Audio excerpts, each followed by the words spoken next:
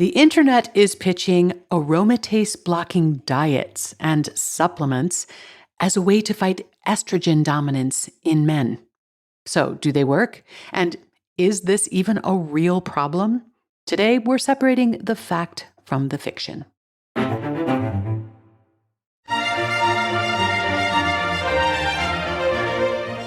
Hello, I'm Monica Reinagel, and you are listening to the Nutrition Diva podcast, a show where we take a closer look at nutrition news, research, and trends, and answer your food and nutrition questions. And today's episode was inspired by an email from a listener who stumbled across some online advice warning about an enzyme called aromatase. This enzyme, the source claimed, turns testosterone into estrogen, and it might be to blame for all sorts of problems, which they, of course, had a plan to fix with diet and supplements. So my listener dismissed all of this as hokum at first, but then doing more research came across some more reputable sources suggesting that foods like cruciferous vegetables, mushrooms, and red grapes could help keep aromatase in check. So now he's wondering, is there anything to this? And as is so often the case, there actually is a kernel of truth here. However, it has been wrapped in several layers of misinterpretation or distortion. So let's get in there and sort fact from fiction. Aromatase is an enzyme, and it does convert testosterone into estrogen. It's produced by both men and women by a variety of organs and tissues, including the ovaries in women, the testes in men, as well as in the brain and fat tissue. In fact, after menopause, fat tissue becomes the primary site of aromatase activity and estrogen production in women. And I want you to tuck that fact away for now. It's going to be important later. So the ability to aromatize testosterone into estrogen is important for both men and women. Estrogen is central to women's reproductive health, of course, but estrogen also supports healthy bones, brain function, and even libido in both men and women. Although some aromatase activity is generally desirable, there are a few medical situations where aromatase blocking drugs are used. And the most common scenario for this is hormone-sensitive breast cancer. But they can also be prescribed in very specific cases of male infertility or estrogen excess. But very high aromatase activity in men is actually quite rare. It is true, however, that testosterone levels can dip as men get older, and that can contribute to issues like low libido, reduced energy, or declining muscle mass. And I think it's that very common concern that these online estrogen-lowering protocols are tapping into. So taking an aromatase inhibiting drug because your testosterone level isn't quite what it was when you were 25, that would be like bringing brass knuckles into a game of patty cake, okay? Total overkill. And the side effects of these drugs are no joke. These drugs can cause bone loss, joint pain, even hot flashes. But what about these foods that are said to reduce aromatase activity? Could they be useful in this situation? Well, some foods do contain natural compounds that can, at least in a test tube, reduce aromatase activity. And these include parsley, celery, red grapes, green tea, cocoa, cruciferous vegetables, and mushrooms. And then there's also soy, and I think that deserves a special mention. Soy contains phytoestrogens. These are plant compounds that can bind to estrogen receptors. And for a long time, soy was thought of as an estrogen mimic, and that fueled concerns that it might have feminizing effects in men. But research has shown that the story with soy is actually much more complicated.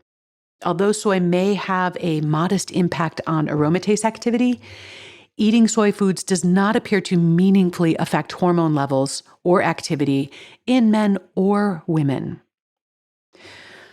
So there is a scientific basis for saying that certain foods may influence aromatase activity, But before we all start loading up on the broccoli and the mushrooms in a bid to boost testosterone levels, let's take a look at what the human studies show. So far, most of what we know about foods and aromatase comes from laboratory studies or animal experiments. And in humans, the picture is much less clear. Observational studies have found that people who follow a more Mediterranean-style diet, so lots of fruits and vegetables, fish, whole grains, olive oil, smaller amounts of dairy, meat, and alcohol, and not so much sugar or fried food, people who follow this pattern do tend to have lower estrogen levels. And this has been especially seen in postmenopausal women. But these studies can't tell us exactly which foods or nutrients are responsible for this effect, or even whether the effect has anything to do with aromatase activity. It may just be that a high-fiber, nutrient-rich diet supports healthier hormone metabolism in general. Intervention studies, where people are assigned to a specific diet or supplement, they're a lot rarer. In women with breast cancer, some small trials suggest that soy isoflavones or omega-3 fatty acids might modestly influence estrogen pathways. But direct effects on aromatase activity in humans are, well, they're hard to document, and so the results of this kind of research are pretty inconsistent. All in all, however, taking all of this into account, any direct effect of foods or diet on aromatase activity, or for that matter, estrogen levels, appears to be very minimal. That said, even if cruciferous vegetables and mushrooms or red grapes are not going to be dramatically blocking aromatase in your body, that doesn't mean that they're useless. Most of the foods that are being promoted as aromatase inhibitors are super nutritious foods with well-established health benefits. And when people adopt these kinds of protocols, they're usually also doing other things that improve the nutritional quality of the diet, like cutting out fried foods or reducing added sugars or limiting empty calories, or maybe they're adding resistance training. And all of those steps can really help reduce excess body fat and improve your metabolic health and help you build lean muscle. And all of those things can definitely have a positive impact on hormone balance. In terms of the supplements that are sometimes recommended, a lot of the products are plant compounds that are extracted from all those foods I just mentioned. And while some of them do show some anti-aromatase activity in lab models or in animals, the leap here is to assume that taking them as pills is going to produce meaningful changes in humans. And unfortunately, the few human studies that we have tend to be quite small, and they are usually tracking surrogate markers. They're looking at circulating hormones rather than looking at aromatase activity itself. And the effects, when they are seen, tend to be, again, quite modest. But that doesn't mean that there's nothing you can do to positively impact your hormone health. Remember earlier, I mentioned that once women go through menopause, fat tissue is the primary source of aromatase activity and estrogen production. Well, fat tissue also contributes to aromatase activity in men, which is why excess body fat tends to increase estrogen production in both men and women. And in fact, if you're concerned about high estrogen levels or low testosterone, losing any excess body fat may be your most direct path to improved hormone balance. And you know what? There's a study that uses pharmaceutical aromatase inhibitors that provides a really useful illustration of this. So this was a clinical trial involving men with obesity, and they put all of the subjects on a structured weight loss program. And half of them also received a prescription aromatase inhibitor, while the other half got a placebo. So, as expected, the group who were using the drug saw testosterone rise and estrogen fall more than the placebo group did. But when it came to the outcomes that really matter, muscle strength, sexual function, energy, quality of life, the drug added nothing beyond what weight loss alone delivered. Okay, so let's sort the fact from the fiction. Here's a fact. Aromatase is a real enzyme, and in very specific medical situations, like certain breast cancers or rare genetic syndromes, blocking it with pharmaceuticals can be life-saving.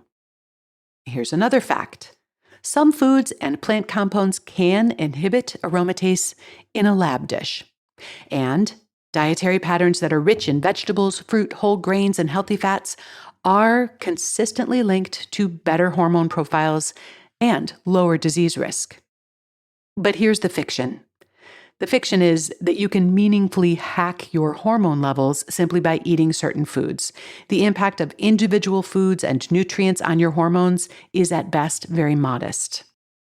The real benefits of these diets come not from tinkering with aromatase, but from improving overall diet quality and reducing excess body fat and supporting better metabolic health. Those changes can in turn help to maintain a healthier balance of testosterone and estrogen. So if you enjoy mushrooms or cruciferous vegetables or red grapes, go for it. They are all good for you in lots of different ways. Just don't expect them to be a magic fix for testosterone levels. And please don't fall for expensive supplement regimens that are playing on your fears about estrogen dominance. If you're worried that your hormone levels might truly be kind of out of whack, whether that's unusually low testosterone or symptoms that just don't seem to be typical of normal aging, your best bet is really to talk to your doctor and get properly evaluated. And that way you'll know whether there really is an issue, and if so, what safe and effective treatments are available. And please, if you do have a history of any kind of hormone-sensitive cancer, check in with your oncology team before you start using any supplement that's marketed for hormone effects. Even though those marketing claims are often really exaggerated, I think it's better to be safe than sorry. If you have a question you'd like me to answer, you can email it to me at nutrition@quickanddirtytips.com. And if you'd like to find out about having me speak at your next live or virtual event, you can learn more about that at wellnessworkshere.com. Nutrition Diva is a Quick and Dirty Tips podcast. Holly Hutchings is our director of podcasts. Steve Riekeberg is our audio engineer. Morgan Christensen heads up podcast operations and advertising. Rebecca Sebastian is our new manager of marketing and publicity. And thanks also to Nat Hoops. But most of all, thanks to you for listening.